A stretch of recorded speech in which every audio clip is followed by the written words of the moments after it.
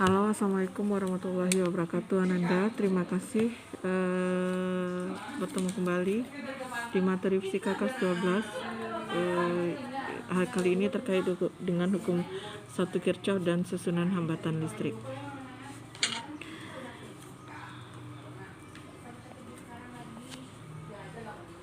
Hukum Kirchhoff. Pengertian hukum Kirchhoff adalah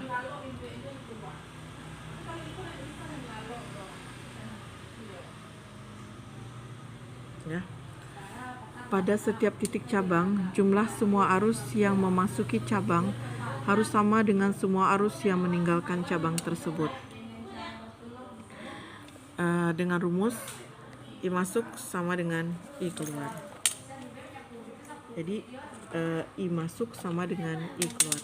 I yang masuk ke cabang sama dengan I yang keluar daripada cabang. Contoh soal. Kalau ada sebuah rangkaian listrik dengan penghantar seperti ini, Ananda lihat yang di dalam soal, jika I1 sama dengan 4 ampere, I3 sama dengan 1,5 ampere, dan I4 sama dengan 7,5 ampere. Yang ditanya adalah I2. Langkah kita pertama adalah kita lihat yang masuk yang mana saja. Coba Ananda perhatikan yang masuk yang mana saja. Lihat tanda panahnya. Ini panahnya ke dalam, ke titik ini. I2 juga panahnya ke dalam, berarti itu yang masuk kepada cabang. Kemudian yang panahnya keluar yang mana? I4 dan I3.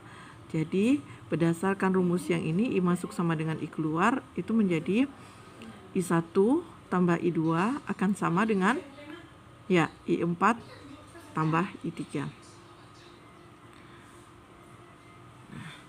Kemudian untuk mencari I2-nya, tentu saja kita keluarkan I3 tambah I4, pindah ruas, ini menjadi min I1. Sehingga didapatkan hasilnya 1,5 tambah 7,5 kurang 4 sama dengan 5 ampere. Nah, sekarang tugas Ananda, Ibu tidak sebutkan lagi, tugas Ananda yang akan Ananda kirimkan di Google Classroom kita adalah ini. Tolong Ananda catat soalnya. Tentukan besar I dan kemana arahnya. 2 ampere masuk cabang, 2 ampere yang di sini keluar cabang, 1 ampere keluar cabang, I2 ampere ini juga keluar cabang. Nah, pertanyaannya I di sini berapa nilainya? Ya. Coba nanti Ananda kerjakan di dalam Google Classroom Ananda. Kemudian susunan hambatan seri. Jadi hambatan itu kayak kemarin lambangnya adalah R seperti ini. Ini adalah 3 buah hambatan yang disusun seri. Disusun seri itu tidak ada cabangnya, berarti dia lurus saja, kemudian dihubungkan dengan sumber tegangan atau dihubungkan dengan beda potensial. Maka ingat Ananda, kata hukum Kirchhoff pertama tadi apa? Jika tidak ada cabang, maka arus yang mengalir di sana akan sama. Jadi kalau di sini arus mengalir dari potensial tinggi ke potensial rendah, maka di sini ada cabang nggak? Tidak ada cabang, berarti arus yang mengalir dari sumber tegangan atau dari beda potensial itu sama dengan arus yang mengalir di R1, sama dengan arus yang mengalir di R2, sama dengan arus yang mengalir di R3. Jadi I1 sama dengan I2, sama dengan I3, dan sama dengan I yang berada di sini, I yang keluar daripada sumber tegangan. Kemudian beda potensialnya adalah V1 yang di sini tambah V2 tambah V3 itu sama dengan sumber tegangan atau sama dengan beda potensial total. Kemudian besar hambatan penggantinya. Untuk rangkaian seri, hambatan penggantinya adalah R1 tambah R2 tambah R3. Ya. Kemudian eh, V1 banding V2 banding V3 itu akan sama dengan I1 banding I2 banding I3. Nah, manfaat susunan hambatan seri.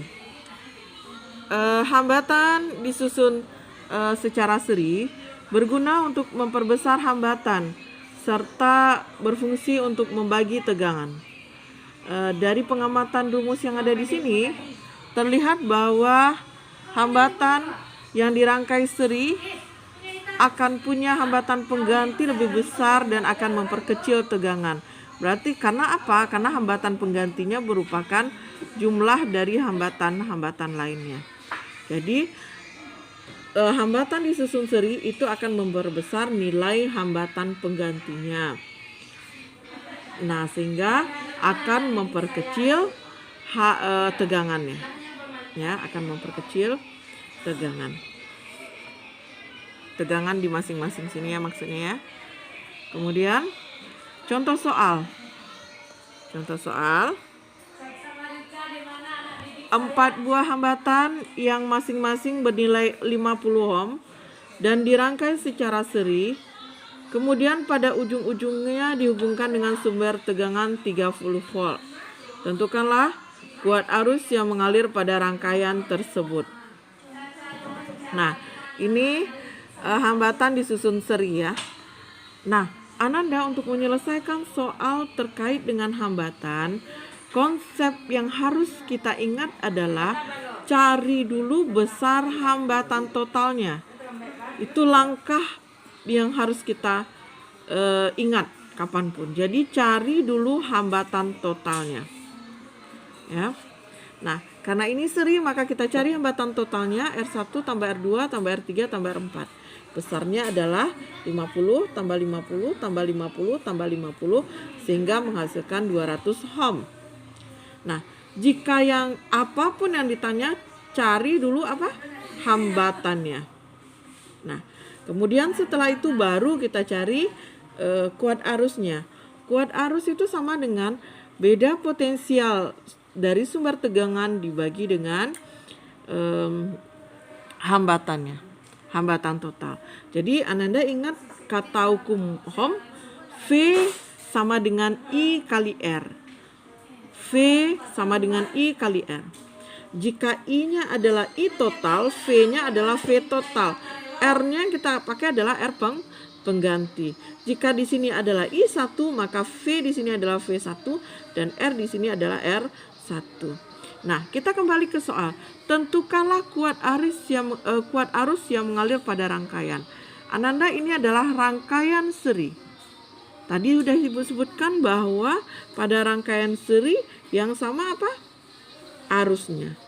Jadi arus yang mengalir di sini akan sama dengan arus di sini, sama dengan arus di sini, sama dengan di sini, sama dengan di sini.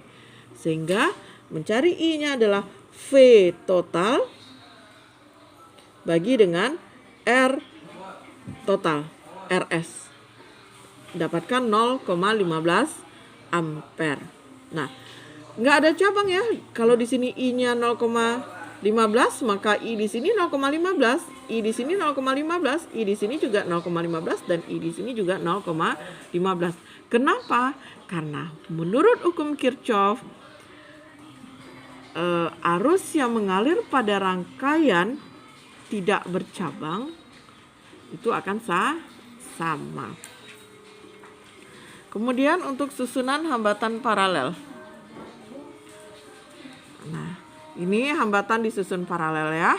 Ini hambatannya, ini beda potensialnya. Nah, pada hambatan paralel berlaku I1 tambah I2 tambah I3 itu sama dengan I yang di sini. Nah, beda potensialnya bagaimana? V1 akan sama dengan V2 akan sama dengan V3. Besar hambatan pengganti berapa? Besar hambatan pengganti adalah 1 per Rp sama dengan 1 per R1 tambah 1 per R2 tambah 1 per R3. Sementara arusnya, kalau ini kan kalau ada arus keluar dari sini, apakah arus di sini sama dengan di sini sama dengan di sini?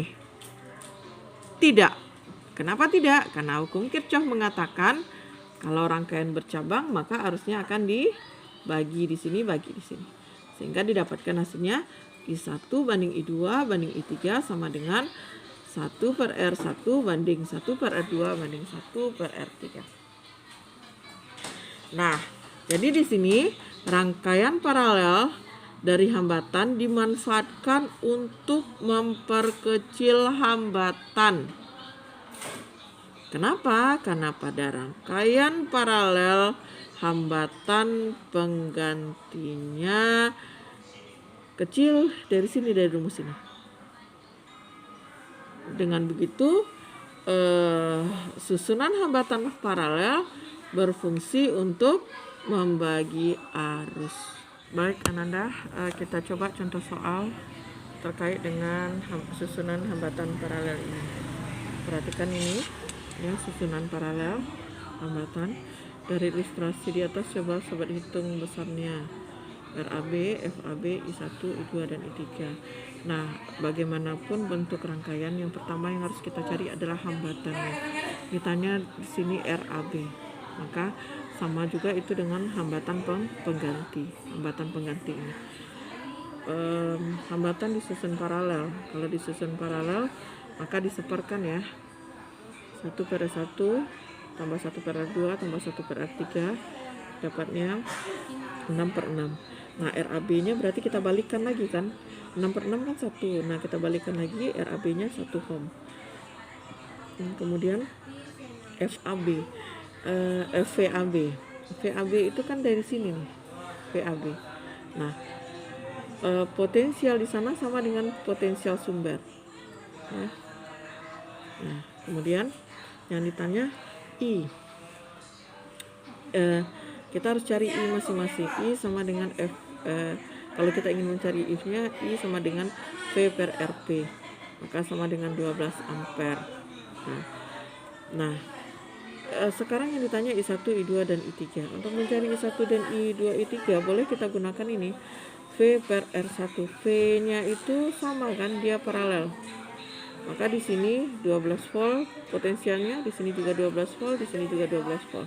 Berarti I1 sama dengan V/R1 itu 12 bagi 2 sama dengan 6. Nah, kemudian I2 V/R2 sama dengan 4A. Kemudian I3 V/R3 sama dengan 12/6 sama dengan 24. Kalau kita ingin buktikan hukum Kirchhoff, tadi ini Bu sengaja cari ya, untuk membuktikan I1 tambah I2 tambah I3 itu sama dengan 12. Coba 6 tambah 4 10, 10 tambah 2 12. Terbukti 12 ampere. Demikian Ananda. Terima kasih. Assalamualaikum warahmatullahi wabarakatuh.